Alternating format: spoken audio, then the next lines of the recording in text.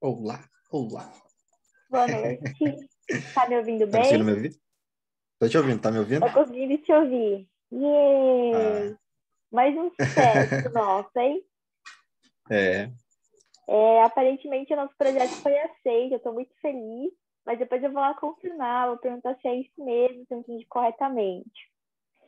Aham. É, Ivan, você começa. Oi. Dessa vez Eu? eu não vou cometer o erro de ontem, de ficar 13 minutos naquele meu blá blá blá, entendeu? Você show, show, show. Vem aqui, vem, gatão. Vem, show. Aqui, ó, bebê. Show. Show. Aqui, bebê. Não, bebê, aqui, aqui. Não, show, não. Eu não acredito que ele fez isso. O que foi? Ele deitou em cima do teclado. Meu Deus do céu. Vou tirar uma foto, porque não dá pra acreditar. Olha, tá tomando um banho ainda por cima. Em cima do teclado. Eita. Que isso, Chãozinho? Vem aqui no colo da É. mamãe. O Chãozinho, ele já está ficando angustiado com o quarto ato, né? As coisas começaram a ficar Aham. mais tempestuosas. E, e... Uhum. Mas eu vou deixar você fazer. Vem aqui, show. Vem, amorzinho. Não, amor, vem não. Não, show. Oh, meu Deus. Assim, eu mal tô conseguindo ver o Lorivan, porque o Chãozinho, ele tá. Olha, eu vou te enviar. Meu Deus do céu.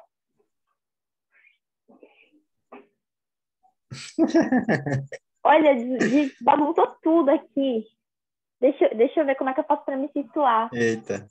Nossa, não sei que tecla que o chão apertou. E tá tudo bagunçado. Eu sabia que isso ia acabar acontecendo. Ai, meu Deus.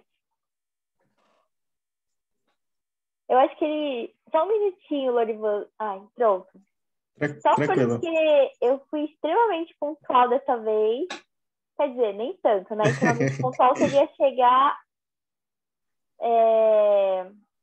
Seria enviar o link bem antes. Nossa, Chãozinho, você fez uma bagunçada aqui no computador da mamãe. Puxa vida. Ai, dá pra você me ver normalmente, né? Tô conseguindo ver. Agora ele se acomodou aqui nas minhas pernas. Mas, olha, é a primeira vez que ele fez isso. Acho que ele ficou contrariado com as profecias, com as novas revelações da Macbeth. Né? Se eu tá É. pensando, acho que não é uma boa tentar seguir o exemplo do Macbeth, entendeu? É uma boa sair. Então eu vou É. deixar você começar a introdução, Ivan. Aham. Desculpa aí pelo Bom, showzinho.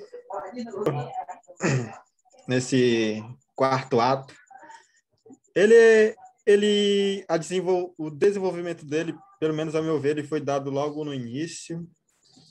E eu achei interessante a forma que como é como se toda a história dependesse das três bruxas, né?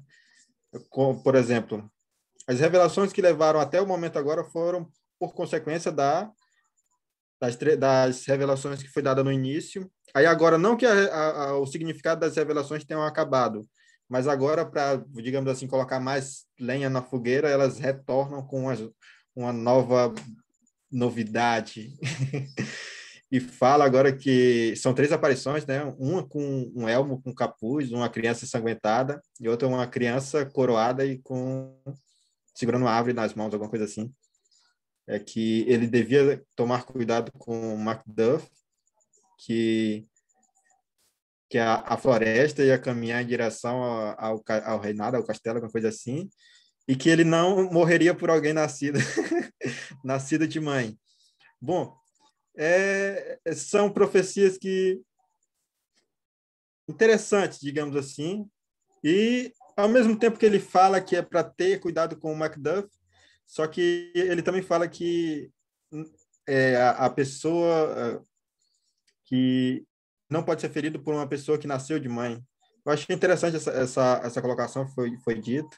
Eu não sei como é que vai ser o desenrolar agora, porque meio que não deu brechas, pelo menos não consegui ter certa imaginação ao ponto de falar, eu acho que vai acontecer isso, eu acho que vai acontecer aquilo. Esse foi o ato que me deixou numa rua sem destino, que eu não sei para onde agora vai. Até agora, a bagagem que eu trouxe, eu cheguei aqui, é isso. Ele está traumatizado pela morte do rei e a morte do amigo ao qual ele mesmo causou. A rainha também está lá inquieta. E o que vai acontecer daqui para frente, eu, tipo, não sei, eu não tenho opções para chegar e dizer, eu acho que vai ser isso. Até então, eu estou com um grande branco, igual quando alguém vai apresentar um trabalho em sala de aula pela primeira vez, ou então você não estudou nada. Eu estou nessa situação, estou desamparado em chutes para especular o que viria a acontecer. O que vi para mim é tudo novidade. E até então tá assim.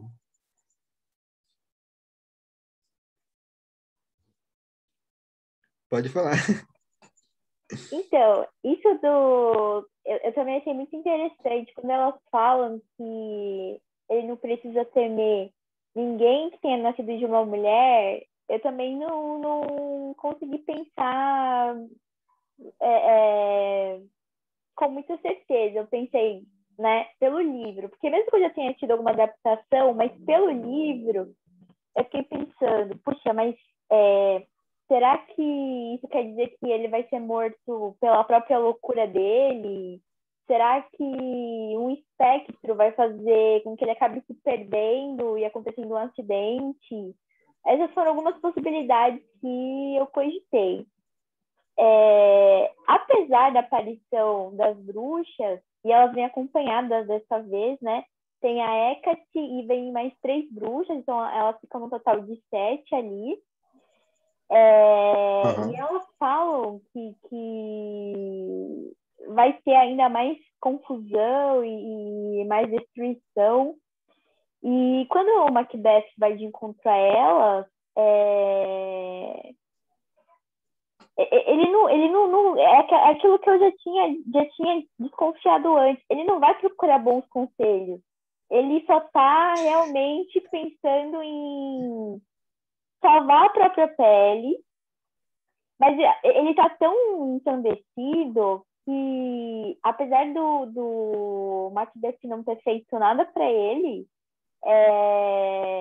só depois que ele fica sabendo, só depois do encontro com as bruxas, que ele fica sabendo que o Macduff foi para a Inglaterra, né?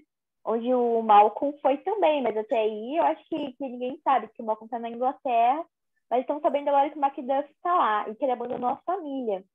E a primeira coisa que passa pela cabeça do Macbeth é assassinar todo mundo. Assassinar a esposa do Macbeth, assassinar as crianças, assassinar todo mundo, entendeu? E aí que tá, nenhuma bruxa ou nenhuma das 3 aparições, das 3 primeiras aparições, ou mesmo depois quando ele tem a visão da profecia do banco, nada disso poderia ter encaminhá-lo a algo no sentido de que se eu remover o Macduff do meu caminho, vai ficar tudo bem, vai ficar menos pior, entendeu? E eu reparei que nesse ato, a Lady Macbeth, ela não aparece. Em momento algum a esposa dele aparece, entendeu? Então ele tá por conta. Ele já não tá mais já não tava compartilhando muitas coisas com ela mesmo, né?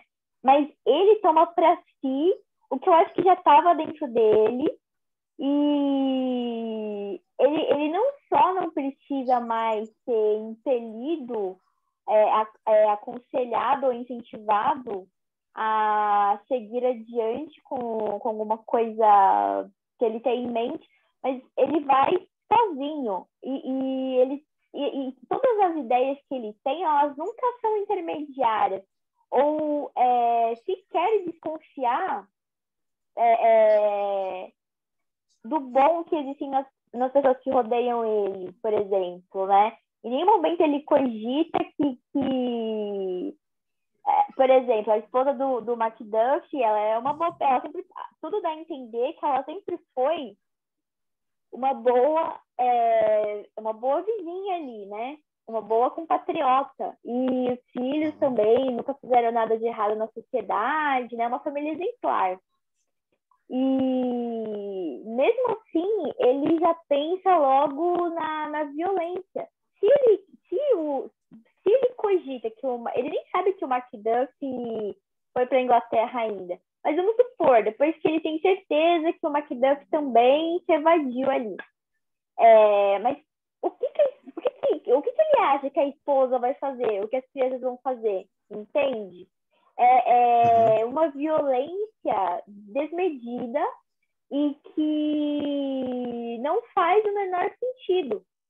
Porque, por exemplo, se a gente pensar na Revolução Russa, e como a última família dos Csários terminou, havia um sentido em que não houvesse nenhum descendente daquela linhagem que poderia, de fato, representar uma ameaça à Revolução na Rússia. Eu não estou justificando necessariamente o assassinato das crianças, por exemplo, né? Eu acho que a abordagem poderia ter sido mais amena, apesar da situação ser extrema. Mesmo assim, havia uma lógica, querendo se aceitar ou não, sendo ela ética ou não, ao se exterminar aquela família monárquica da Rússia pós a Revolução. No caso do Macbeth, não faz o menor sentido ele mandar aqueles assassinos acabar, porque depois quando acho que o nome dele é Ross, se eu não me engano, né? Inclusive, parece que ele é primo da Lady Macduff, primo do Macduff também.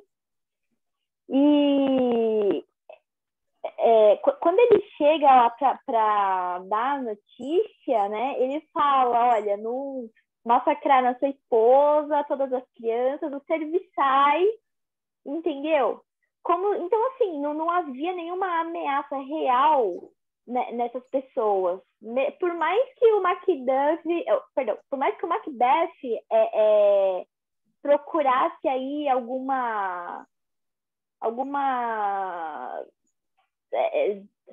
algo traiçoeiro que poderia estar ali naquela residência, até pelo fato do Macduff não estar lá, é mais covarde ainda o ato dele, né? Porque ele sabe que ela tá sozinha. Ela é uma mulher desarmada, sozinha, né? Porque o marido dela que está acostumado à batalha. Crianças totalmente também indefesas, inocentes, serviçais. Não são guarda-costas, são trabalhadores, mais ou menos como os camareiros. Então, é muito absurdo isso. E mostra o quanto o Macbeth ele tem um lado cruel, muito forte, que vai se revelando, se tornando independente e que não tem desculpas. Independente do que as bruxas falaram, ele continua tendo as piores ideias possíveis. Inclusive, quando tem a visão do banco, outra cena que ele tem uma reação também ridícula e absurda. Porque, e daí que os descendentes do banco vão ser reis? Não existe nenhuma ameaça imediata ao reinado dele pelos descendentes do banco, entendeu? Não se fala no quarto ato de que o banco tem um filho com idade suficiente para tirar o Macbeth do trono, como a gente comentou anteriormente. Então, por que ele se sente esse ímpeto de matar? Parece que ele quer matar os espectros, sabe? Aquela cena que a gente comentou da ceia, eu ainda acho que ele queria matar o que já estava morto, entende? A minha perspectiva ainda é essa. Ele tá tão sem remorso, mas ao mesmo tempo ele é assombrado, ele tem medo da justiça que possa ser feita, tanto uma sobrenatural como pelos homens, que é isso que o assombra, não a questão de que, puxa vida, eu matei meu melhor amigo. Eu acho que quando ele vê o espectro, se ele pudesse, ele tentaria matá-lo novamente, entendeu? E quando ele Uhum. vê o desfile de várias gerações de filhos do banco sendo nobres e até alguns recebendo condecorações maiores ainda, né? Menciona-se isso. Então, é como se alguns ainda fossem mais bem-sucedidos do que outros, mesmo que todos fossem reis. Ele fica desesperado. Por quê? Eu acredito que, além disso não fazer sentido, porque não é uma ameaça, é, é, ele tem sim inveja. Essa coisa dele querer matar o filho do banco, tentar matar, na verdade, dele ter matado as crianças do Macduff, e acho que provavelmente aquele menininho lá deveria ser o mais velho, né? Era menino, mais velho, então talvez ele pudesse no futuro ter alguma chance, apesar dos dois filhos do rei Duncan ainda estarem vivos. E ele mata toda, ele termina toda a família, entendeu? Então é como se essa questão dele não ter um descendente fosse muito forte nas atitudes dele, né? Ele mata crianças a sangue frio, porque não se diz quantos filhos o Macduff tem. Então, eu já, né, a gente já perdeu a conta aí de quantos assassinatos ele cometeu contra pessoas inocentes, inclusive indefesas. Né? Para ele, se era criança, se tivesse bebezinho ali, a gente não sabe se seria um bebezinho, mas se tivesse, o bebê foi junto. Então, entendeu?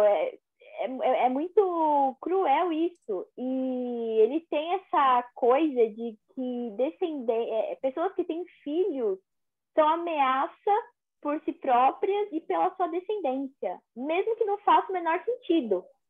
Né? No caso do Uhum. banco, no caso do Macduff. Quem ele poderia ficar mais preocupado seria com os filhos do rei Duncan.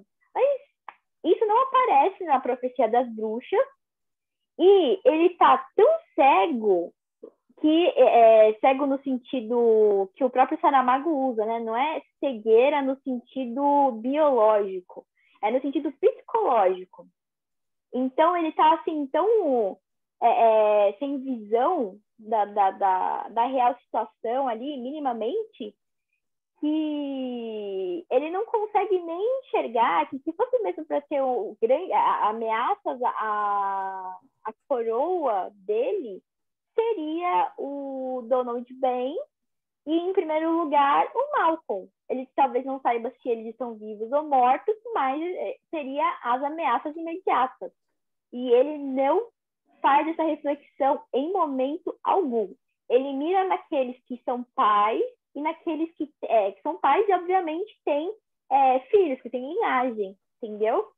E, como eu comentei, nesse ato, a esposa dele nem aparece, né? Ela deve estar lá agonizando mesmo, como você comentou, deve estar tão, né? Mas ela deve estar numa espécie de sofrimento enclausurado, já que ela não está participando de nenhum desses acessos do Macbeth. E é isso, eu simplesmente continuo horrorizada dele conseguir deturpar tanto o que as bruxas dizem, e ainda por Uhum. cima ele não pega as pistas certas, né? Se fosse para ter alguma pista ali dele para ele tomar cuidado, eu acho que o fato de aparecer uma criança ensanguentada já é uma coisa ruim de se ver. Então, sabe? Porque ele não se preocupa com a criança ensanguentada, ele se preocupa com a criança que não aparece ensanguentada, mas ele questiona, ele fala, e essa criança que tá com uma coroa, tá com um cetro, alguma coisa assim, né? Então, ele nem dá valor à criança ensanguentada. Então, essas dicas, essas pequenas pistas de que as coisas realmente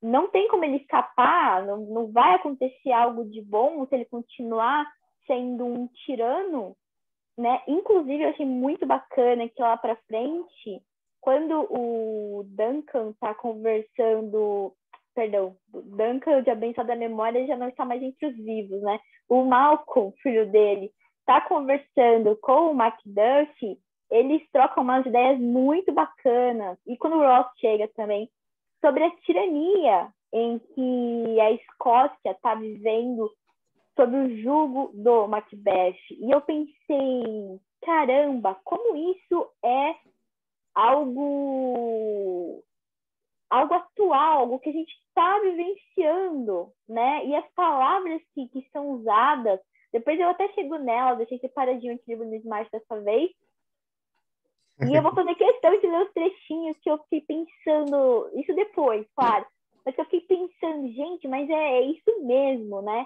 E até se fala sobre uma luz no fim do túnel, só que com palavras bem mais trabalhadas, né? E eu pensei, é verdade, apesar de tudo que a gente apesar de a gente estar andando sobre cadáveres, pode haver sim uma esperança no fim do túnel, né? Tiranos caem. Essa realidade que a gente está vivendo não é eterna, não vai ser para sempre, porque o homem é mortal, de qualquer forma. E eu também gostei da humildade lá do Malcolm, porque ele começa a apontar todos os defeitos que ele acredita que ele tem. Isso é muito interessante, a pessoa saber reconhecer que ela não é perfeita e também tentar trabalhar as próprias falhas. E ele compartilha isso com o Macduff, né? Tipo, mas você não me conhece, eu sou isso, X, Y, Z. Eu acho que a Escócia não estaria melhor comigo do que com o Macbeth. Só que o fato dele conseguir verbalizar isso já mostra que ele é uma pessoa predestinada a ser predestinada entre aspas. É uma pessoa que tem condições de ser um líder sábio, porque ele pondera sobre os defeitos dele, depois sobre a necessidade de salvar o povo dele acima dos seus próprios defeitos, e ele parece tomar a atitude de, né? Então, por questões, né? O que são esses meus probleminhas que eu acho que eu tenho perto de todas as vidas que estão em jogo, estão sofrendo lá na minha terra natal. E eu achei muito bacana isso da parte dele, né? Dele fazer as autocríticas. Eu acho engraçado como é que tu consegue se envolver assim com a leitura, não tem? Tu, tu realmente absorve ali o ambiente, o clima que é desenvolvido ao longo da história. Eu acho muito é que às vezes eu esqueço, eu não tenho as palavras certas. Geralmente uso engraçado, não tem? É engraçado como tu se envolve assim. Eu achei uma coisa interessante que é o que o Malcolm fala no finalzinho já do ato, que ele está conversando aí, entre essa conversa, as últimas palavras que ele fala é bem assim: mesmo a noite mais longa, encontra o dia. Ele está falando sobre o confronto ali que ele vai ter com o Macbeth, que é engraçado como, dando uma viajada já aqui nas ideias, mas tudo bem, como que como que é como nós encontramos a paz, né? Por exemplo, ele está indo para poder combater combater o mal, trazer a paz. Só que não tem uma outra forma de conquistar a paz a não ser pela própria guerra, né? E a guerra na verdade, aquilo. A guerra é a consumação daquilo que ele anseia em combater. Ou seja, para ele conseguir essa paz que ele deseja, digamos assim, a vingança pela morte da família real que morreu, essa paz ela é conquistada justamente por aqui, pelo inimigo que ele diz combater. Ou seja, para ele combater esse mal, ele tem que se tornar o mal, ir lá, combater e voltar e deixar, digamos assim, de ser o mal. Ou seja, ele tem que se tornar um monstro para combater o monstro que ele disse combater. Eu achei engraçado, porque e até aparentemente não tem uma outra forma, né, de combater o mal, a não ser com um mal maior, digamos assim, dando a linguagem de guerra, de combate, morte, confronto. Qual o mal maior irá haver, digamos assim, para conquistar a paz? Sendo que essa paz é só, geralmente, a depender de quem está em combate, é somente causas que, diante do ponto de vista, seja de qual for, valem a pena, fazem sentido. Tem uma frase que diz assim: para os vilões, para alguns, os vilões são os verdadeiros heróis, porque são só pessoas lutando por suas causas. E geralmente é isso. Outra coisa que eu achei interessante na história que eu me peguei pensando em relação às escolhas de Macbeth. Eu fiquei em dúvida se de fato é ele que está fazendo as escolhas ou se ele está predestinado a fazer aquelas escolhas. Porque mesmo que ele não esteja predestinado a fazer aquela escolha, tem algo, digamos assim, preparado, porque as bruxas, elas sempre trazem ali, digamos, o futuro para ele.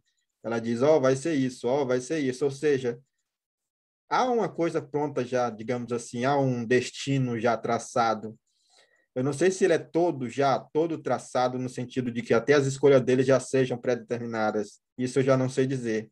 Mas dá a entender de que há um destino, digamos assim, há um curso, uma direção já pré-escolhida, ao qual as bruxas só entregam metade das notícias e o restante deixa se apresentar como se fossem novidades. Se isso é de fato, eu não sei. Eu não sei se o que ele quer, se o que Shakespeare queria tratar aqui seria esse esse confronto entre livre-arbítrio e um destino pré-determinado. Eu não sei se a ideia foi essa, mas mesmo se você parar para pensar, você encontra esse conflito entre, de fato, será se o que Macbeth tinha era um livre-arbítrio ou se de fato ele só está sendo marionete de um destino pré-determinado, se ele só está lá fazendo a peça que já estava toda roteirizada. Isso a gente até então não sabe. Só a gente pega e conclui.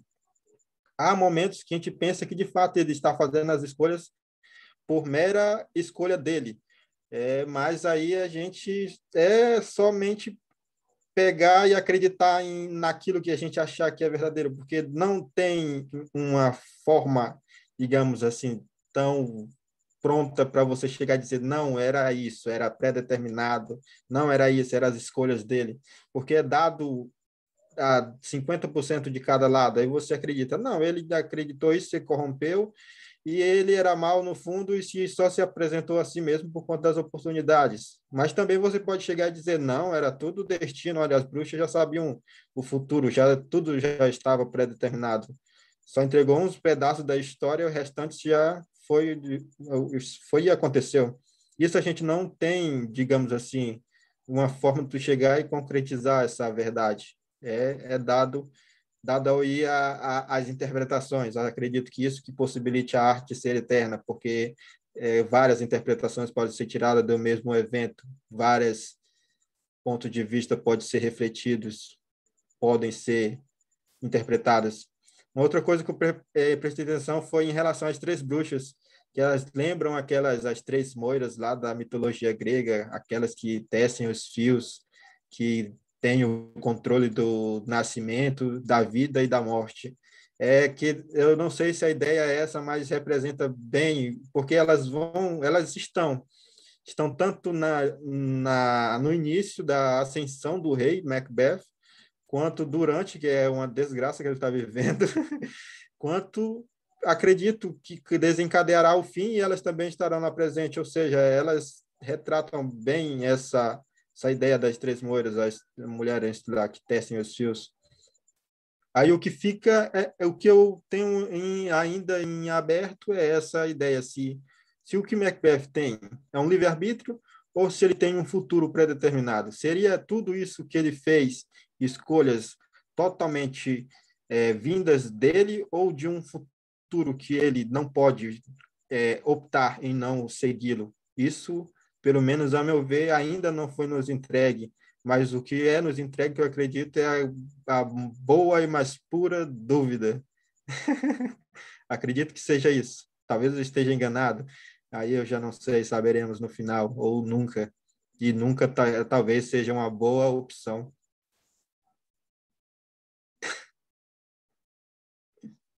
Eu achei muito bacana, eu não tinha feito essa relação diretamente com o paralelo grego, né? Apesar da menção a Hecate, não, nem me passou pela cabeça isso das moedas. Eu achei muito bacana mesmo, porque até a forma como elas como elas se comunicam entre si, como elas se dirigem a ele, é engraçado, como você diz. É engraçado mesmo, porque é cômico, é trágico e é cômico, né? Então, uma fala o que você quer saber, aí a outra pergunta, a outra fala, mais ou menos assim, entendeu? Então, é como se elas Uhum. fossem uma só que replicadas em três, porque a sintonia entre elas é muito perfeita. E é como se isso que você mencionou sobre destino e livre-arbítrio, eu acredito particularmente nos dois. Eu não sei se a gente poderia chamar isso de como o termo que a gente usa na física, quando a gente tem duas aparentes contradições, a gente chama de começa aqueles brancos que você falou da hora da prova, né? É sempre assim comigo, né? Já começa, o cérebro já tá falhando. Tchan, Paradoxo, tchan, tchan. paradoxo. Pode, Paradoxo, né? assim, pode ser um paradoxo, pode não ser.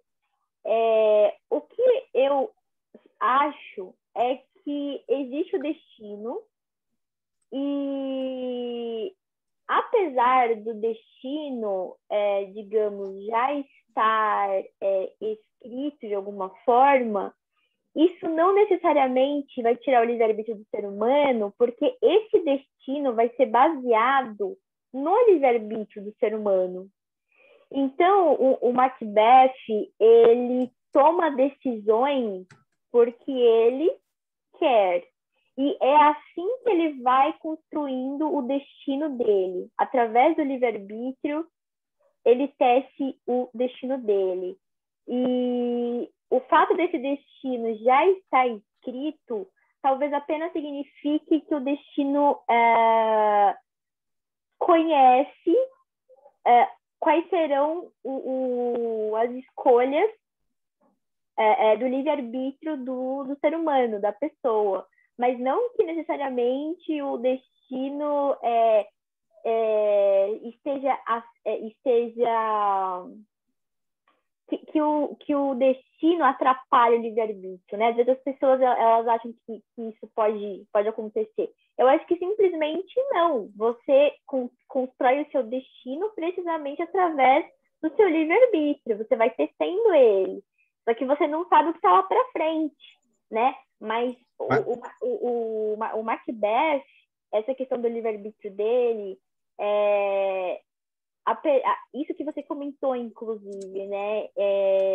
Vamos supor que não tivessem as bruxas na história.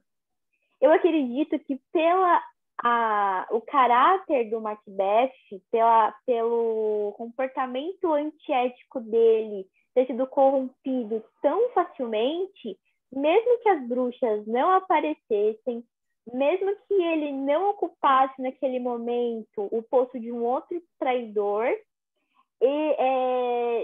as condições políticas que poderiam suceder, que nós não sabemos, né, se fosse diferente, mas eu acho que outras situações políticas surgiriam e ele seria corrompido pelo livre-arbítrio dele do mesmo jeito, entendeu? Independente das bruxas.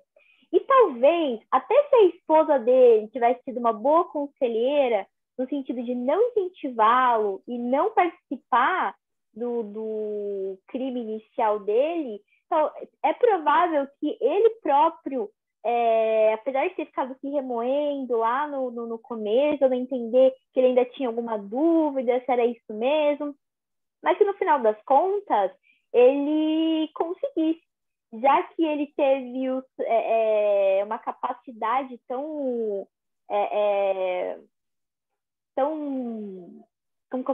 firme de cometer todos aqueles passos, assim, ele vai deixando marcas de sangue por onde ele passa, sabe?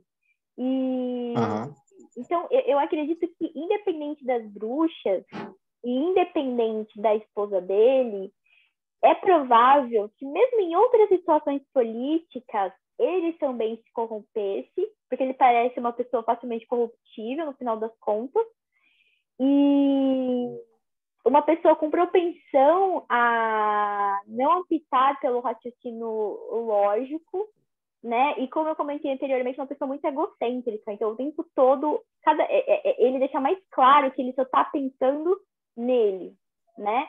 E tanto que a Scott está lá agonizando e ele não está nem aí, né? Como se assim, é como se fosse um trono sem rei. E então eu acredito que seja isso em relação ao destino e o livre-arbítrio dele. Eu não acredito numa contradição necessariamente. Eu acredito que ele próprio, o ser humano constrói pelo seu livre-arbítrio, e o Macbeth simplesmente era uma pessoa que não tinha as características necessárias para ocupar o cargo de confiança que ele tinha. E ao usurpar a coroa, aí que ao chegar ao posto mais elevado que ele poderia ali, aí que as coisas descambam de vez e ficam ruins para todo mundo, né? Inclusive para ele, mas ele quis assim. Agora, quantas outras pessoas inocentes do povo, né? Que nem elegeram ele, aí é mais triste ainda, né?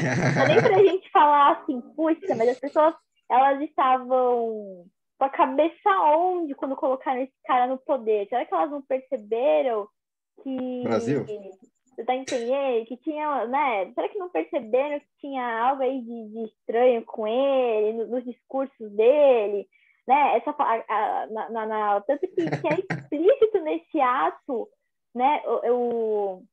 Eu acho que é o Malcolm que fala, o Macbeth 1 e 2, eles citam aquilo que eu já tinha comentado anteriormente. Eles vão enumerando, tipo, ele é falso, ele é sanguinário, ele, entendeu? E eu pensei, gente, mas é isso mesmo, a Eu gente pensei que percebe ele nos ia atos colocar. anteriores.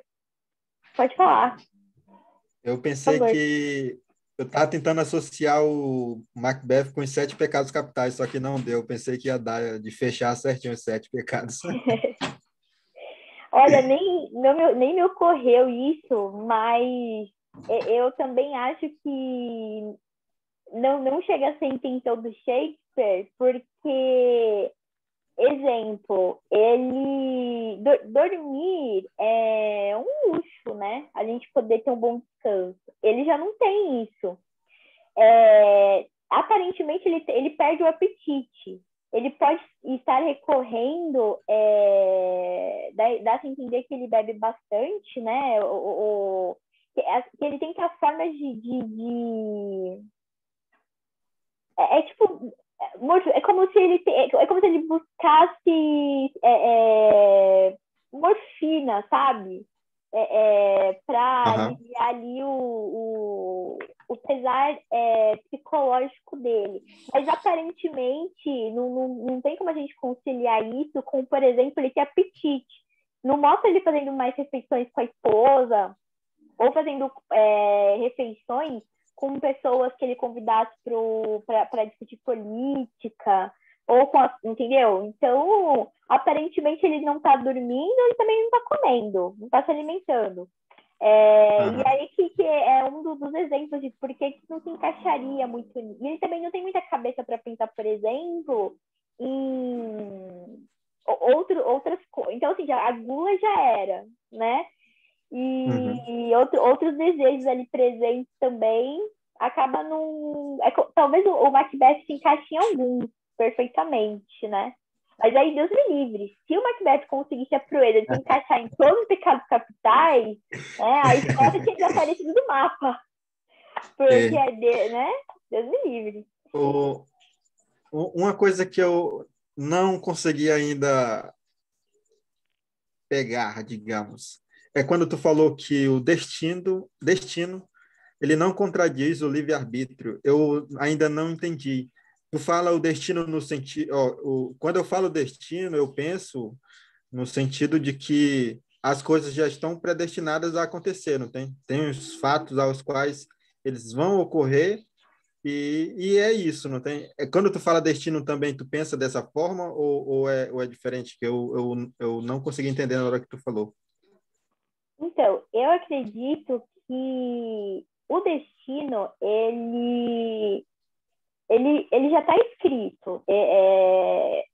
Só que é diferente de ser sinônimo de um roteiro em que a gente seria, em que nós seríamos apenas marionetes. E por que eu não considero que seja um roteiro e que nós sejamos marionetes? Exatamente por conta do livre-arbítrio. Então, esse destino, ele está escrito a partir do nosso livre-arbítrio. Cada decisão que a gente Ellen, toma... Oi. Ellen, repete de novo que travou para mim, tá travada aqui a imagem para ti, tô ouvindo só o áudio. Tá, destravou? Aham. Então, não seria contraditório no sentido de que eu não concordo com o paralelo de que nós seríamos marionetes, porque as marionetes não têm livre-arbítrio, mas nós temos. Uhum. Então, apesar do destino estar escrito, ele está escrito por nós mesmos. Cada atitude que a gente escolhe tomar faz parte do nosso destino, mas não um destino imposto. É um destino que a gente escolhe. Ele já está escrito, só que ele não é um roteiro. E nós o escrevemos através das nossas escolhas, entende? Então, no caso do Macbeth, eu acredito que o que estava escrito para ele, o destino dele, está baseado exatamente em cada atitude que ele toma. Ele poderia ter feito a escolha de ignorar as bruxas, por exemplo. Isso estaria no destino dele, entendeu? Só que a escolha que ele faz é diferente. E isso também está no destino dele. Então, a questão não é... O destino, ele não pode ser comparado com um roteiro, porque o roteiro, ele é muito superficial. Ele é uma coisa muito rasa, é uma coisa que nós, seres humanos, podemos pegar uma borracha e simplesmente apagar, colocar um corretivo por cima e mudar a história, entendeu? E brincar com os personagens. Mas eu não acredito que um ser superior haja dessa forma conosco, né? Eu acredito que... Mas quando tu fala do destino, essas escolhas que tu falou, essas escolhas, elas já estão feitas nesse destino já predestinado? Eu acredito que sim, porque Mas isso não seria contrário ao próprio livre-arbítrio? Não. Seria uma contradição se a gente pensasse no destino e na gente apenas como as marionetes que você mesmo deu o exemplo, e nós não somos. Então, É porque eu ainda não consigo diferenciar, tipo, o destino já pré-exposto e a pessoa indo lá somente realizar esse destino já pré-exposto de uma marionete que faria a mesma coisa, a meu ver, até então. Seria semelhante. Eu acho que uma forma de tentar explicar a minha perspectiva seria se você olhasse apesar que, assim, também vai ser uma comparação bem superficial no final das contas, mas eu acho que ela consegue mais ou menos indicar qual seria o meu raciocínio. Eu não Uhum. concordo que o Destino seja um roteiro com marionetes. Porém, dá para fazer mais ou menos um paralelo se você pensar em uma situação em retrospecto. Então, Hum. vamos supor, se você pensar em decisões que você tomou no passado recente, foram escolhas que você fez. Você estava consciente que você estava tomando aquelas escolhas, certo? E você teve seus motivos para tomá-las ou para não tomá-las, para ter uma ideia e depois mudar de ideia. Você tem esse Uhum. livre-arbítrio com você o tempo todo. E é esse seu livre-arbítrio que ele constrói o seu destino. E quando você olha em retrospecto para o que você fez, era o seu destino. Mas esse destino foi construído com o seu livre-arbítrio. Então, eu não vejo contradição, porque não é Tipo, esse mesmo exemplo que tu pegou, essas escolhas que foram realizadas, elas já estavam dentro do destino? O destino já sabia que tu ia fazer essas escolhas? o destino sabia, mas o destino, eu acredito que ele parta do seu livre-arbítrio. Esse destino que está escrito, ele não é um destino hermeticamente fechado, como eu acho que geralmente as pessoas tendem a imaginar, entende? Ele Então, é, sim, então deixa eu ver se eu entendi. Quando tu fala destino, tu só fala das possibilidades e consequências das ações da pessoa, é isso? Das várias possibilidades, sendo que o resultado final está em tuas mãos, é isso? sim, é, Ah, o livre-arbítrio ele propicia isso, mas vamos supor, se você está se você cometeu alguma infração e você vai ser julgado num tribunal, se quando aquela situação está ali em julgamento e você olha para ela em retrospecto, você percebe que tudo que te levou a cometer a infração foi o seu livre-arbítrio. O seu destino, ele já sabia que isso iria acontecer, mas o destino, ele não é uma coisa rígida. Eu prefiro imaginar o destino como uma coisa de retalho, alguma coisa maleável, porque o livre-arbítrio do ser humano é maleável. Então, o seu destino, ele sabe o que você vai escolher, mesmo que a escolha seja sua. Nesse caso, eu não vejo. Você pode considerar como um paradoxo, né? Então, é como apesar que eu acho que isso é muito superior a um paradoxo, porque eu já não considero tanto assim um paradoxo. Paradoxo seria aquela coisa do gatinho, né? Que você deixa ele dentro da caixa, você não sabe se ele está vivo, se ele está morto. Tá, isso é um paradoxo.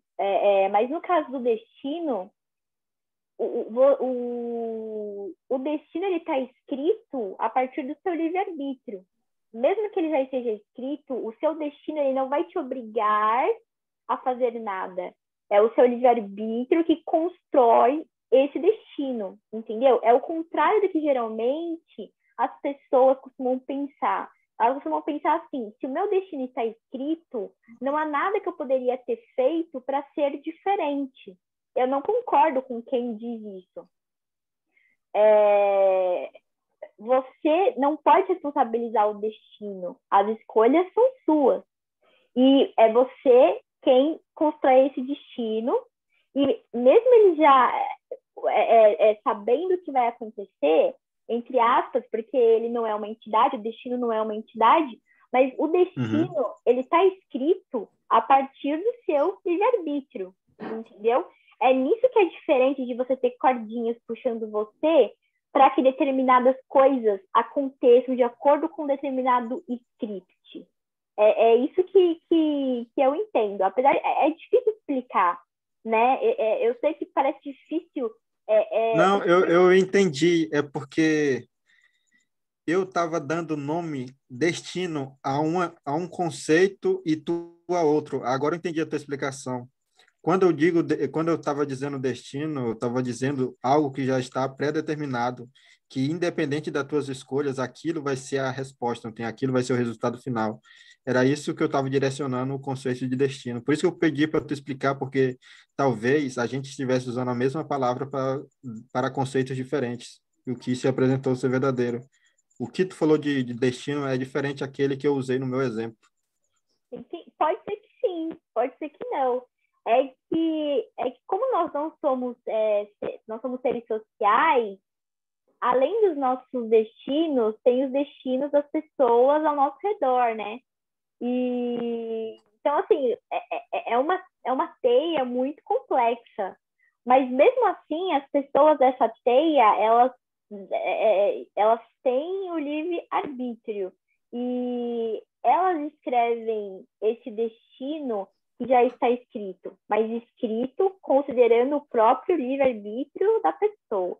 Sobre pré-determinação, eu acho que tecnicamente seria a mesma coisa. Só que eu entendo que quando você usa para determinação, você questiona, mas se é algo pré-determinado, então o livre-arbítrio está fora, né? É exatamente isso que eu penso. E eu já penso que essa pré-determinação do destino, ela é baseada no próprio livre-arbítrio. É diferente. Eu acho contraditório. Eu acho que não, é porque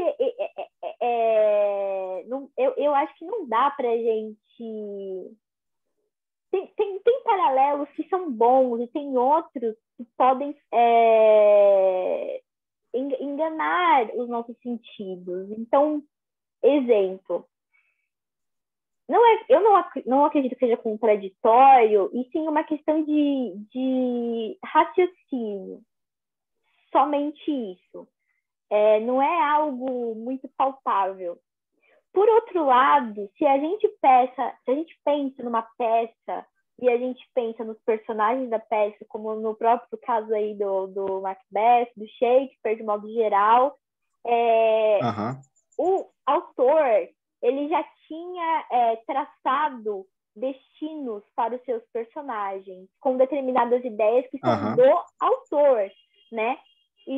aham, Então, sim, tem o Shakespeare mexendo as cordinhas para que as coisas saiam de um determinado jeito. Só que eu não consigo. Essa comparação, não dá para considerar a nossa existência, eu acho, pelo menos, de seres humanos como personagens de uma peça. Porém, todavia, no entanto, eu estava revendo nossos vídeos anteriores e as anotações que eu tinha feito e que eu tinha esquecido. Eu tinha começado a fazer um comentário e a gente foi para outro, e eu acabei, quando a gente falou de Matrix, né? E aí, quando você aham, foi perguntar se já tinha assistido, eu acabei perdendo o foco do que eu ia dizer sobre isso do aham, sobrenatural, da metafísica e tal. O que eu ia dizer era o seguinte: é, apesar das minhas opiniões particulares, não tem como eu provar o contrário. Então, se a gente realmente não tem, vamos supor que o livre-arbítrio ele é uma ilusão, não tem como eu provar que não seja, entendeu? Não tem como eu provar que a gente não tem aí uma raça diferente da humana, que seja mais inteligente. Parece engraçado, mas eu acho que é palpável a gente postar, né? Não tem como a gente falar, não, tenho 100% de certeza, eu posso provar, aí que tá, né? Eu posso provar que, que a gente tem o livre-arbítrio. Não posso provar. Na, Eu posso, é o que eu acredito. Mas, por outro lado, a gente pode não ter o livre-arbítrio, isso é só uma ilusão. E aí que tá, né? Essas duas, podem ter outras versões também, mas em particular, essas duas versões do que seria realidade e liberdade, elas podem ser verdadeiras e podem ser falsas, né? eu acredito que a pessoa tenha o livre-arbítrio. O que eu não acredito é no destino. Eu acredito que são coisas opostas, não tem que não acredito que um coloca o outro em xeque, a meu ver. Eu acredito assim. Que nem tu falou, a pessoa, por simplesmente questionar se ela tem livre-arbítrio ou não, isso é, digamos assim, um dado de que possibilita a existência dele. Mas em questão ao destino, eu tenho um pé atrás, eu acredito que não. E se a gente supor, assim, esse meu exemplo, ele vai ser meio ensandecido, né? Aí a gente tá lendo Max Pest, começa a dar umas ideias loucas aí. Porque eu acho que o livro que eu vou dar é meio... Isso é porque é o primeiro livro e os efeitos já estão fazendo, hein? Pois é, e olha que a gente ainda não chegou no último ato, hein? Mas a gente já trilhou aqui um caminho bem denso, né? Então, estamos envoltos na atmosfera. Um exemplo que eu daria seria o seguinte: eu vejo o destino de forma não concreta, ele não é palpável. Porém, eu vou dar um exemplo que contraria isso que eu estou te dizendo, só para deixar a minha perspectiva mais clara. Seria o seguinte: imagina que você pode tomar todas as suas decisões e escolhas via livre-arbítrio. O destino, ele sabe quais escolhas você vai tomar como se ele fosse uma máquina mais inteligente. Essa máquina, ela não vai interferir nas suas escolhas. Mas por ela ser uma máquina que ela é superior a você, ela sabe quais escolhas você vai tomar. Isso não faz com que você mude ela. A máquina está lá, entendeu? Mas ela sabe que, por exemplo, entre A e B, a sua escolha de livre e espontânea vontade vai ser B. De C e D vai ser C. É como se fosse uma máquina inteligente, ela não interfere no seu livre-arbítrio, mas ela já tem a sequência do que você vai fazer, entendeu? Por isso que eu não acho contraditório. Assim, como eu te falei, esse exemplo ele é muito concreto e, assim, detalhe, eu não acredito em Matrix, tá? Isso não tem a ver com eu acreditar em Matrix, mas o exemplo da máquina inteligente seria como se ela lesse, sabe quando a gente fala em ler código genético? Então, é como se ela lesse todas as escolhas que você vai fazer, mesmo que você possa escolhê-las sem interferência dessa máquina, que eu chamo de destino.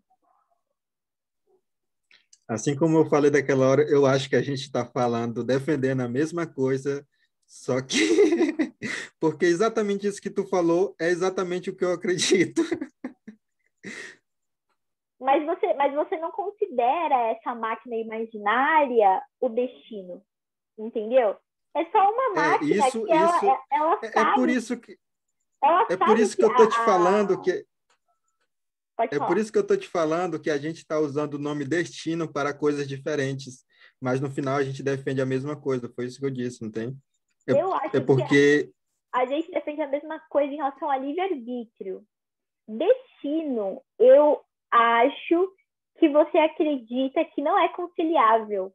E eu acredito que seja conciliável por conta deste exemplo aí meio doido da tal da máquina, né? Você pode eu falei, o que você quiser, eu falei, o destino ao qual eu não acredito é aquele que já está predestinado no sentido de que, independente do que as pessoas façam, já está escrito o que vai ser, não tem? O que vai dar da história dela.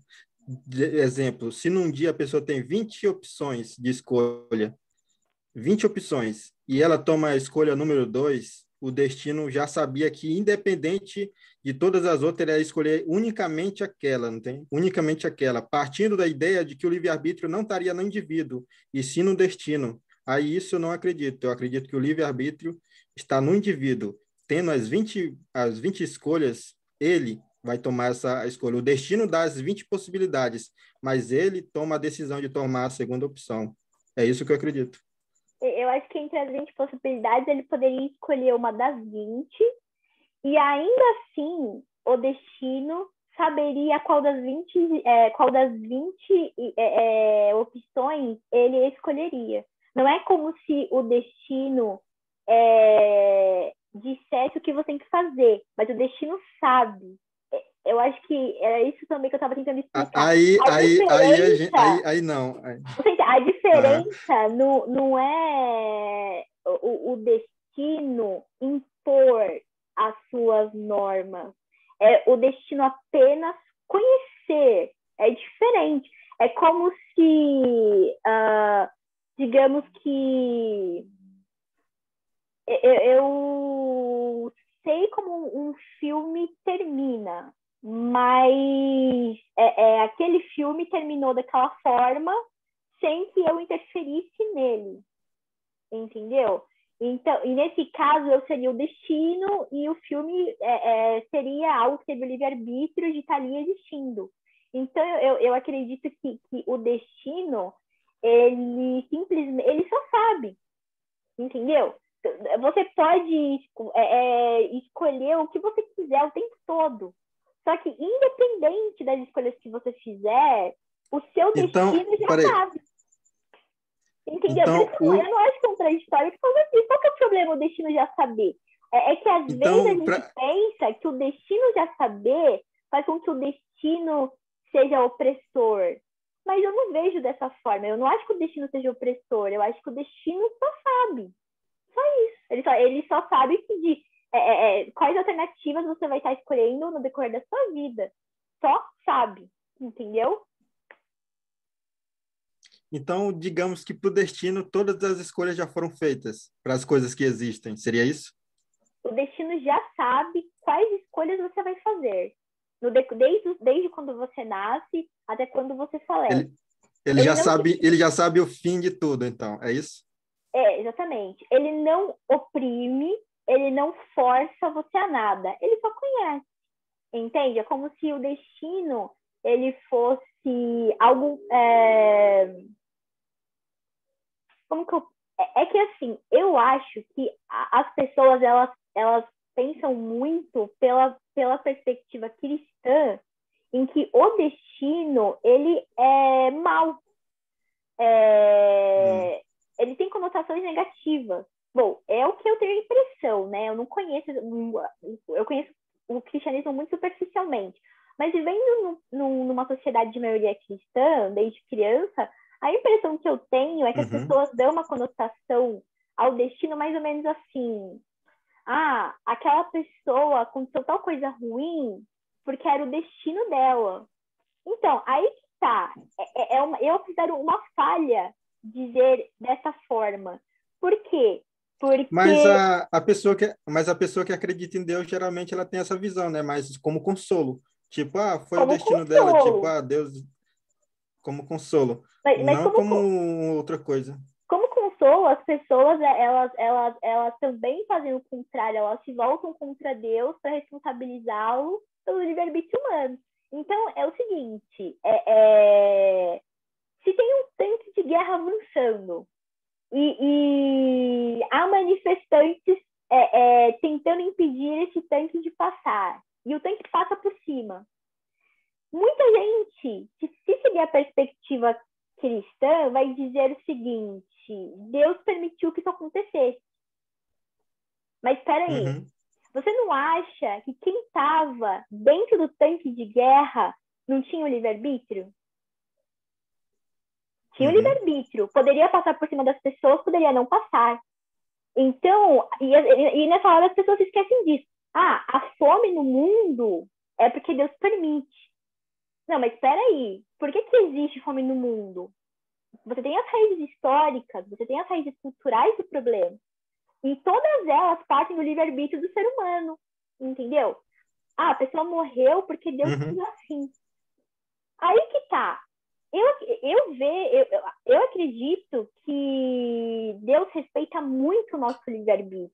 E é por isso que o destino, ele só sabe. O destino sabe que o tanque de guerra, por conta do livre-arbítrio de quem o está pilotando, vai passar por cima das pessoas. Da mesma forma que o destino sabe quais pessoas vão ficar mais machucadas do que outras, quem pode perder a vida naquele dia, pela escolha de estar ali enfrentando aquele tanque de guerra. Se é legítimo ou não estar enfrentando o tanque de guerra, não é isso que eu estou dizendo. Mas as pessoas estão ali tentando impedir algo pelo livre-arbítrio delas. E quem está pilotando o tanque de guerra também vai ter escolha de passar ou não. Claro que se ele não passar, por exemplo, vão ter consequências para ele, né? E ao mesmo tempo as pessoas elas poderiam fugir e ninguém se machucar, tentar fugir, ninguém se entendeu? Seria uma escolha delas também, ao invés de ficarem paradas tentando fazer com que o tanque não passasse. Então tudo é livre-arbítrio. Só que ao mesmo tempo o destino já sabia a escolha de cada um na chamada Praça Celestial na China, por exemplo, né? Já sabia. Coisas que acontecem em conflitos, como nos Balcãs, genocídios, massacres que aconteceram na década de 90, o destino sabia, mas cada um ali escolheu, né, o que o destino só sabia que ia escolher, mas não que o destino falou, faça isso, faça aquilo, entende? Você pode alterar as suas ideias, você pode alterar as suas direções, as suas concepções a hora que você quiser. E o destino vai saber. Entende? Ele já sabe. Só que ele não é aquela coisa opressora, né? As pessoas, elas tendem a culpar o destino, elas tendem a culpar Deus, onde eu particularmente enxergo livre-arbítrio. E se o destino, eu acredito no destino, ele existe, mas não faz sentido culpá-lo se eu tenho livre-arbítrio. Ele só conhece o que eu já ia fazer. Só isso, a escolha foi minha, de qualquer forma. Eu acredito que a escolha foi minha. Entendeu? E é isso. Então, o Macbeth, essa perspectiva do Shakespeare de destino, ela tem aí uma pontinha cristã, né? É como se o Macbeth não pudesse escapar das garras de um destino cruel, um destino que profetizava ruína para ele. Eu não concordo com essa perspectiva. Eu acredito que o Macbeth faz as escolhas dele e ele que se arruína. Ele constrói ele constrói o destino dele a partir das escolhas dele e ele causa a própria ruína. Não é um poder superior do bem ou do mal que influencia as pessoas também têm o hábito de falar isso, né? Ah, foi o diabo que forçou aquela pessoa a fazer tal coisa. Ai, gente, né? Mas tu não acha que... Eu acho isso absurdo. Eu não acho tu que não foi acha... o diabo que fez o Macbeth fazer o que ele faz. Você pode falar como quiser, né? Diabo, bruxas, né? Sim. Não acredito nisso, não. Tu não acha que o conselho dado ao Macbeth lá no início, que ele seria rei, não influenciou ele a matar o rei?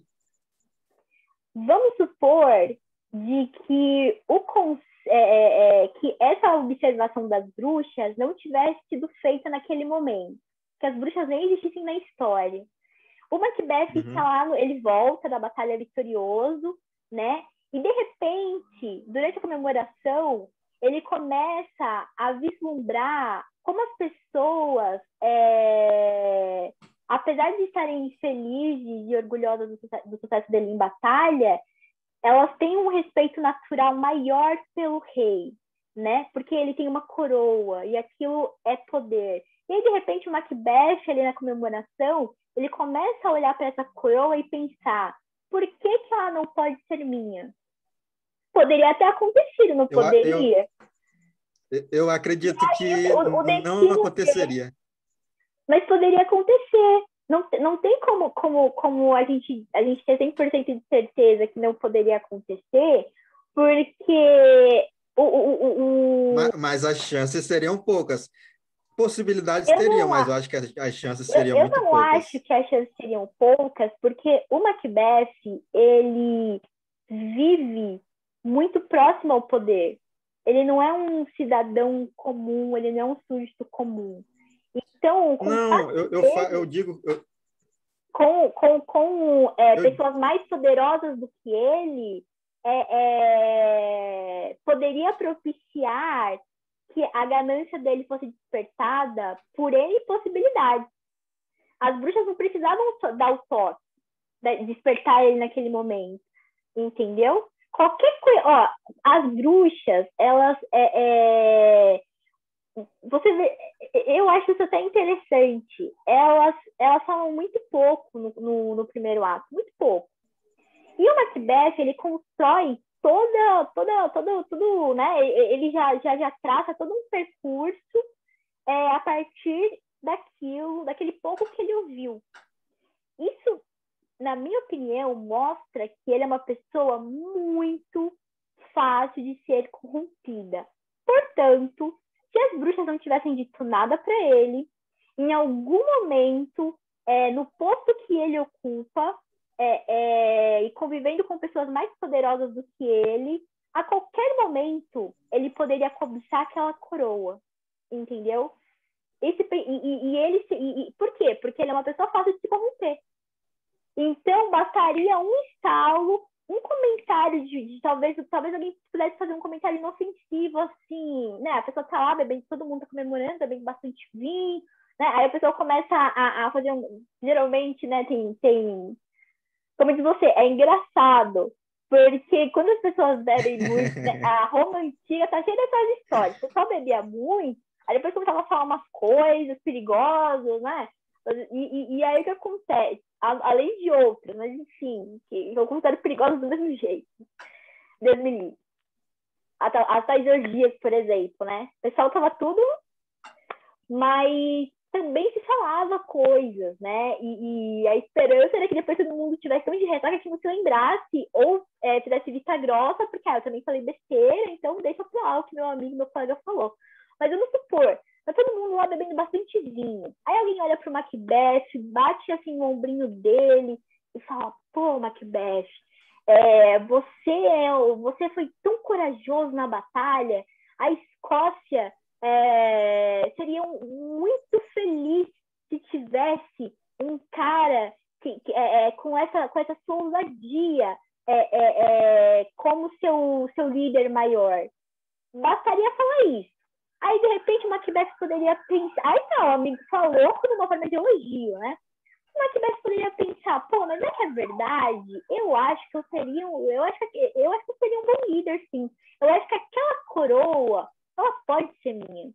E talvez eu tenha mais direito da coroa do que o rei Duncan. Já que em algum momento o rei Duncan, ele deve fazer parte de uma linhagem que também usurpou aquela coroa de alguma outra linhagem, né? Geralmente as monarquias europeias elas têm dessas e em outros lugares do mundo também, mas focando aí, principalmente na época, né? Era desde a época de Roma antiga, na verdade, era umas mudanças assim de poder muito violentas, um querendo matar o outro por causa da bendita coroa, do cetro, do poder. Então eu acho que qualquer ideia inofensiva, assim, que passasse porque aparentemente ninguém tinha sugerido nada para o Macbeth até então. Por isso que ele estava lá vivendo a vida dele como deveria ser vivida. Mas qualquer comentário, por mais indefeso, assim, mais inocente que fosse, o Macbeth rapidamente se corromperia. O que eu acho pouco provável seria ele não se corromper. Porque a atitude dele, como eu comentei lá atrás, eu acho que inclusive foi no nosso primeiro encontro, dele acabar de salvar o rei, para a questão de minutos, ele planejar matá-lo, é uma pessoa que, assim, Eu acho que compete muito com os políticos corruptos que a gente vê no mundo hoje, ao redor do mundo hoje, mas o Macbeth ainda consegue superar, porque assim, ele não pensou muito. Ele já sente a agonia pelo ato que ele já sabe que ele, né, ele começa a sofrer por antecedência, porque ele já está convicto de que ele vai acabar removendo aquele obstáculo e obtendo aquela coroa. Caso contrário, ele não teria ficado... não teria dito o que ele disse lá na correspondência para a esposa. Então, assim, ele vai construindo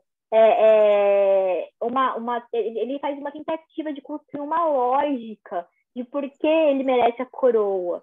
Aí, no caso, ele acha que ele merece a coroa porque bruxas disseram.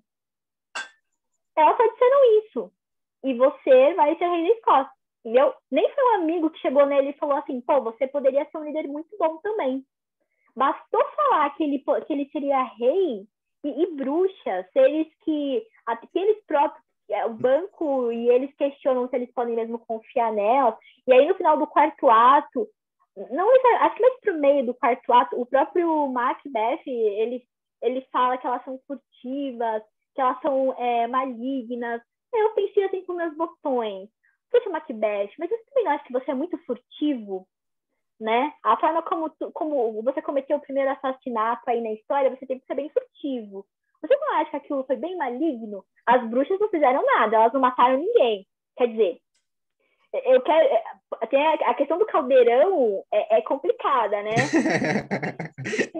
Tem fígado lá, tem nariz, tem umas coisas assim que você fala, mas segue da onde? De repente, elas pegaram de cadáveres que dá a entender que foram as pessoas que estavam mortas, né? Inclusive o sebo lá da corda de alguém que passou por um suplício na forca. Então, o sebo que escorreu, a pessoa já estava morta. O fígado foi a pessoa já devia estar morta também. Então, assim, dá a entender que elas não mataram ninguém. E mesmo assim, o Macbeth fala que elas são furtivas e malignas. E eu penso, pô, Macbeth, né? Eu acho que nem se colocasse um espelho de frente para ti, né? E fizesse um flashback aí do seu passado recente, ia cair a ficha, né? Como ele dizia na época do orelhão. Porque ele ainda continua se vendo meio que como uma vítima do destino, entendeu? É aí que tá, essa perspectiva cristã de que, tadinho do Macbeth, o destino disse que a vida dele ia ser uma droga, né? O cara só arriscou a vida em batalha. Na verdade, o destino dele seria uma glória, né? Poderia ser, igual você comentou. Uma coisa que você falou muito bacana, eu acho que foi no terceiro encontro, ou no segundo, e eu achei o máximo, que você falou assim, ele já tinha o respeito dos companheiros dele, ele já tinha o respeito da sociedade que ele fazia parte, ele tinha o respeito da maior autoridade daquela sociedade. Ele não tinha filhos, mas a esposa dele era família, tinha uma família, né? Poderia adotar uma criança, enfim. Não sei exatamente como que funcionava isso de adoção na Escócia, mas ele tinha primos, né? O próprio rei parece que era primo dele, era um primo considerado bondoso. Ele poderia ter criado laços O rei era primo. fortes. Então, ele poderia ter criado laços mais fortes, mas pelo sentimento nobre da amizade. Porque tem gente que é amigo por interesse, né? Ele já tinha glória, como você falou. Mas é como se ele visse tudo de forma deturpada. Eu acho que ele pode ter pensado minha vida toda só servindo, só arriscando a minha vida pelos outros, sendo que eu poderia estar aí sentado com essa coroa na minha cabeça. E isso é dele. As bruxas fazem um comentário: você vai ser rei da Escócia. Né? Claro que elas também falam lá do Calder, mas elas não profetizam.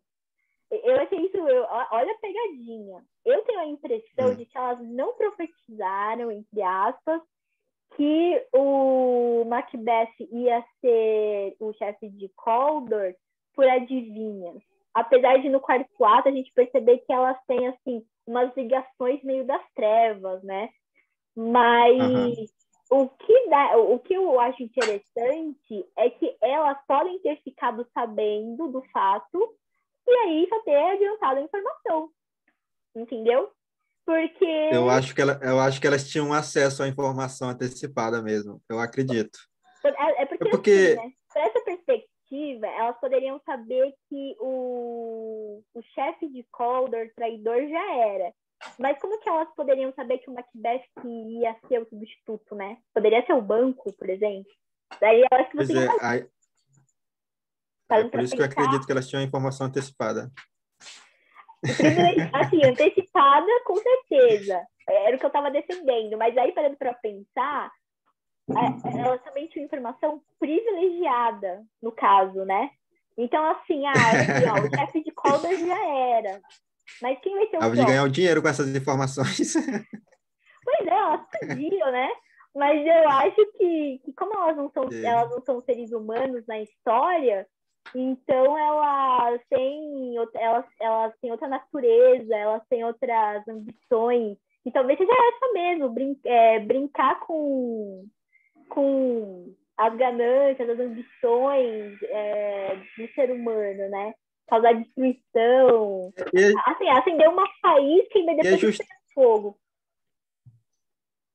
e é justamente isso que eu acredito que que elas queriam fazer quando elas deram as previsões lá no início para o banco e para o Macbeth.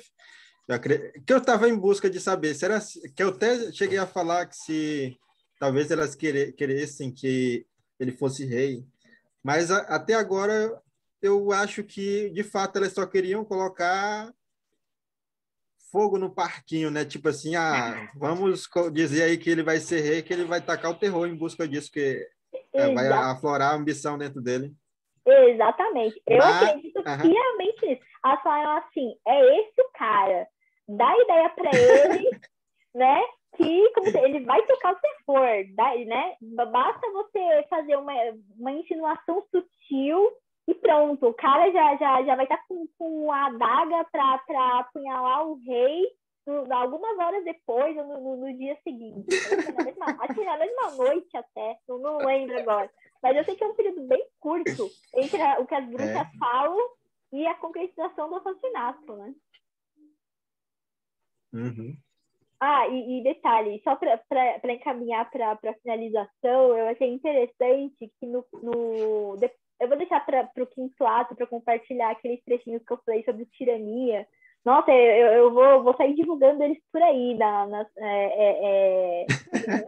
pelos meus contatos, Twitter, que eu ainda entro um pouco, porque tem uma frase de impacto sobre a tirania do Macbeth que eu falei, meu Deus, né? É isso, a gente está vivendo isso, né? É muito real, é é, muito concreto. E essa falta de compaixão do Macbeth, né? Sangue para ele não é nada. Fala-se que ele é sanguinário. Mas uma coisa que eu achei uhum. engraçado é que as bruxas, elas mencionam escama de dragão. Aí não teve como eu não pensar. Eu pensei, gente, será que essa escama aí era do Smaug? Né? Smaug, eu acho que eu já ouvi as duas pronúncias. Elas aproveitaram que ele tinha sido capturado lá, né? E pegaram a É, escama, apesar que essa história acontece primeiro, mas como o tempo lá na Terra-média é todo diferente, né? Eu ainda não teve aquele, sei lá. Então eu fiquei pensando, até uma escama do Smaug foi parar lá no caldeirão dela. E ela falando de elfo, de justamente aquela que falta fada. nele, né? Exatamente, sacou? E elas também falam de elfos e de fadas. Aí eu já fiquei pensando no rei elfo. Falei, nossa, gente, que loucura. Foram lá pegar um dos cadáveres dos elfos da Batalha dos Cinco Exércitos, sabe? Não perderam uma. Aham. Pegaram a escama do Smaug, depois foram pegar o cadáver do elfo. Agora, da fada, eu já não sei dizer como que elas conseguiram ter acesso, né? Porque a fada geralmente tem asinhas enfim, depende também da versão mitológica. E é isso, essas seriam as minhas últimas palavras, considerações finais. Por incrível que pareça, minha mãe ainda não apareceu aqui, mas eu já vou me adiantar, fazer que ela hoje. É tipo, finalmente consegui, mãe, sair de livre e espontânea vontade do quarto. E você, por favor, você abre as reuniões e você fecha. Ontem eu acabei atropelando tudo no final, mas hoje dá para você finalizar. Então, fica à vontade. Bom, em relação eu só vou fazer umas observações. Realmente o conceito que tu deu de destino, enquanto tu falava, eu também, enquanto prestava atenção, também refletia. E de fato, o meu conceito era falho. Eu prestei atenção, de fato, uma boa observação. E a proposta da leitura é sempre essa, né? A gente compartilhar e não chegar aqui e tá aqui, as minhas ideias são essas, mas é enriquecer, justamente isso, é trocar conhecimentos. E é isso, e é nessa reunião, tanto o conhecimento que eu absorvi tanto da história que compartilhamos aqui, quanto do debate que abrimos aqui, espontaneamente surgiu, e de certa forma veio enriquecer o meu conhecimento, que é um conhecimento a mais, né? Conhecimento não ocupa espaço, e foi muito bom, enriquecedor. Eu tenho boas expectativas também para o ato que vem, que virá fechar a história, né? Vamos ver o que vai acontecer com o Macbeth, o que vai acontecer com a mulher dele, o que será que vai acontecer com o Malcolm, ainda não sabemos, o destino nos espera. E estou ansioso e a pergunta é, quando é que vai ser o próximo? Eu gostaria de dizer que eu concordo com tudo que tu disse, porque eu também gosto disso, sabe? Tanto que eu geralmente costumo usar o verbo eu acho, porque eu sei que eu posso acabar mudando de ideia ou de opinião a partir de outras considerações que podem ser mais racionais que as minhas, mais lógicas, além de trazer mais bagagem para reflexão. E eu gosto muito disso. E eu acredito que eu tô tão ansiosa, eu tô tão feliz que esse projeto está dando certo, né? Tá superando todas as minhas expectativas, está sendo tão gostoso esse nosso bate-papo, que se Deus quiser, eu acredito que amanhã, no mesmo horário, na mesma Bate-Caverna, a gente encerra, né? E eu tô muito ansiosa pro ato final, porque como é a primeira vez também que eu tô lendo o livro, então eu fico pensando, nossa, como que vai se desenrolar? Como esses pontos aí que você colocou, né? O que vai ser do Malcolm? Como é eles citam aí no quarto ato que tem uns 10 mil homens, né? Que a Inglaterra está cedendo. Então já tem um prenúncio aí de conflito bélico. Eu concordo com aquilo que você falou de que às vezes a gente acaba tendo que combater um mal agindo de forma similar. Mas eu acredito que quando a gente luta por algo justo, é diferente de quando a gente luta por algo ruim, né? Então, então assim, os soldados de exércitos diferentes, eles podem ter índoles diferentes. No caso, não vou me alongar muito, mas como um exemplo rápido, no caso dos Balcãs, que eu acabei mencionando lá atrás, os soldados da Sérvia, eles estavam lutando porque eles queriam construir a Grande Sérvia. Essa era a causa. E aí, para isso, eles propuseram fazer uma limpeza étnica na região, e todos aqueles que eles não consideravam sérvios deveriam ser exterminados. Isso é o mal, no meu ponto de vista. Por outro lado, quando os bósnios eles pegam em armas para sobreviver, eu não acredito que eles estejam combatendo com o mesmo mal com o mal. Apesar de que o meio seria tecnicamente o mesmo. Ou seja, ambos os lados estariam usando de violência e de armas de fogo, por exemplo, né? Ambos causaram morte entre si. Eu acho que foi mais nesse sentido que você falou. Só que, por outro lado, quando a causa ela não é má, as pessoas elas têm ética. Então, por exemplo, existe ética, é possível ética no campo de batalha. É possível você não assassinar alguém que você captura do exército inimigo, entendeu? É possível você não encarcerá-lo em campos de concentração de prisioneiros, né? Ou torturar, enfim. Na Segunda Guerra Mundial, os aliados eles combateram o mal com o mal, com exceção do Brasil, que realmente fez um trabalho espetacular na Itália, e não há relatos de desvio da nossa conduta, né, contra a ameaça nazista, a ocupação nazista. Por outro lado, os outros países, a maioria, quase a totalidade dos outros países envolvidos, eles cometeram crimes de guerra.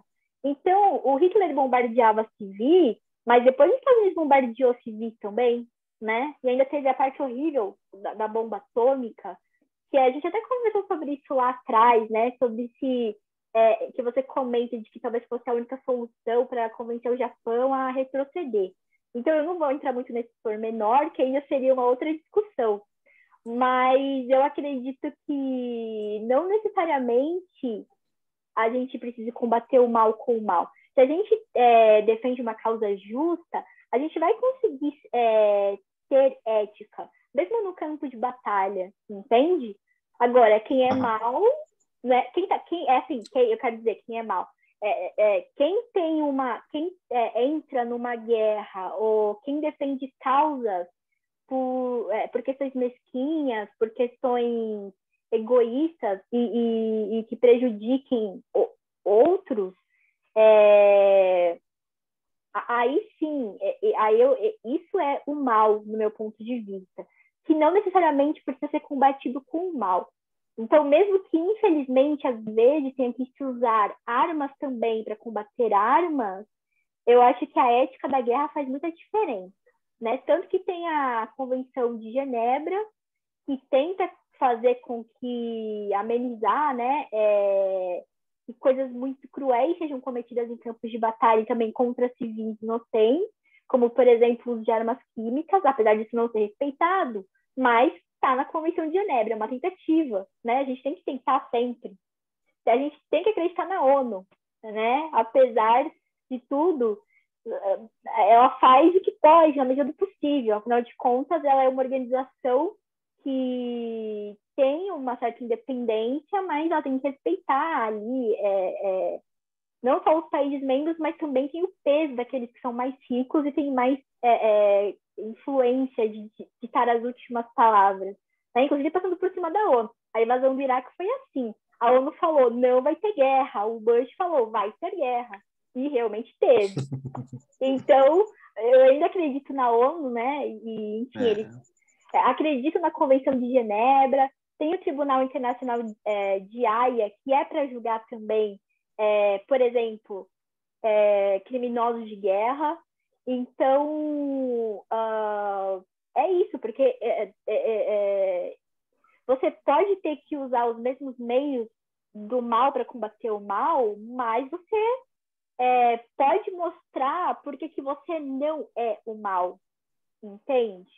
Então, eu não... Se eu tivesse, por exemplo, que lutar pelo meu país, por uma causa justa, para defender a gente de uma invasão, algo assim, eu pegaria em armas, eu defenderia meu país, minha família, mas eu não seria uma combatente cruel. Assim, vamos supor, se eu tivesse a oportunidade de ser cruel, né, eu não iria me permitir consumir, acredito eu, pela raiva, ódio e sentimento de autoconservação lá do momento e sair apunhalando as pessoas, sabe? Porque tem muitas histórias assim de guerra. O pessoal começa a surtar e também não dorme direito, né? A questão do sono. O pessoal fica sem dormir, aí vê o Vietcong, já quer, né? Fala assim, não, eu não vou nem pegar arma, eu vou apunhalar. O cara tá morto já, porque vai continuar apunhalando. Eu falo assim, não, que Deus me livre, né? Que a gente não tenha que entrar em nenhuma guerra. Mas que se a gente entrar, Deus me livre, que nós honremos o nosso país, que a gente respeite minimamente códigos de ética, né? De soldado para soldado, e não tem interesse de desejar ou de perpetrar atos cruéis contra o exército, contra o invasor, e muito menos contra os civis do provável país invasor, né? Que quase sempre acontece nas guerras. Sempre que existe a oportunidade de você ferrar com os civis do outro lado, né, o pessoal barbariza. Então, a União Soviética, ela entra em Berlim vitoriosa e a comemoração, para mim, é 50% e 50%. Ah, que bom que a União Soviética conseguiu dar a atacada final do nazismo, né? Deu o golpe de misericórdia. Só que o que os soviéticos fizeram com os civis alemães quando eles chegaram em Berlim não tem justificativa. Estuprar as mulheres alemãs, por exemplo, que foi algo que aconteceu de forma maciça, sabe? São coisas que não são muito debatidas na escola. Eu acho muito mais relevante do que ficar estudando, por exemplo, lá as linhagens de Portugal, da Inglaterra, enfim. Da Escócia a gente nem estuda muito, mas da Inglaterra, sim, né? E da França também. Ai, Deus me livre, a França. E eu gosto de muitas coisas na França, mas não a ponto, né, de desejar que ela tivesse tão onipresente nos nossos livros didáticos. Então, assim, para se tornar um bom cidadão, eu acho que minimamente seria interessante refletir sobre isso. Puxa, né, além da bomba atômica no Japão, olha o que os soviéticos fizeram quando eles ocuparam Berlim. Não havia, né, não preciso nem dizer que não havia necessidade de fazer isso. Então, foi algo muito brutal. E se eles estavam combatendo o mal, eles não tinham que agir como o mal. E aí eu concordo com você quando você diz mal combatendo mal. Esse é o caso. Agora, quando os bósnios pegaram em armas para se defenderem e defenderem suas famílias do genocídio sérvio, era diferente, na minha perspectiva. Então é isso, né? É sempre assim. Eu estava encerrando, pedindo para você dizer as últimas palavras, e já comecei a dar aquela viajada pela galáxia, né? Já dei umas andadas pela Terra-média, já fui lá na ex-União Soviética, lá na antiga Iugoslávia. Tipo, eu vou deixar você, por favor, finalize a reunião, porque senão eu não paro de falar. Né? Mas eu estou tentando lidar com isso sinceramente. Eu acredito que é a cura. Então você finaliza. Eu já vou te desejar boa noite, mas aí você fala aí o que você quiser, acrescentar para a gente poder dizer que você realmente encerrou a discussão dessa vez. Então eu declaro o fim dessa reunião. Tá ótimo. Então eu vou dizer boa noite, mas você vai desejar boa noite para mim também. Para todos os efeitos, as últimas palavras serão literalmente suas. Não, calma, ainda não. Eu tenho que falar boa noite, você vai ser o último a falar, tá? As últimas palavras serão suas. Então, primeiro eu falo, e aí eu encerro. Então, tá, então, calma aí, deixa eu ver aqui o botãozinho já para facilitar. Então, tá. Boa noite, Orivan. Boa noite.